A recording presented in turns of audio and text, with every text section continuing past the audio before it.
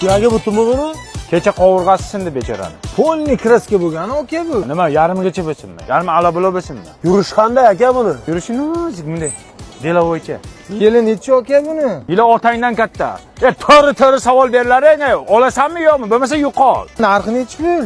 8000 berib olib ketaman. 8000 ga jentra beryapti. Bor jentra. Nima qilib turibsan ladachamni oldida? Bor yo'qol. Ya assalomu alaykum. Hozir yaxshimisiz? Balosiz. Jiguli haqida qo'shiq aytish, hamma Jigulim sotilib ketdi opajonim. Yo'q, xursandman. Nima xizmat opajon? Endi uka bizga Lada kerak edi. Mana Lada siz uchun chiqarilgan opajonim. Bir yangi ashula aytganman Lada degan. Shunga klipimizga kerak bo'lyapti Lada. Bo'ldi opajon. Nech bo'ldi masala narxini buni?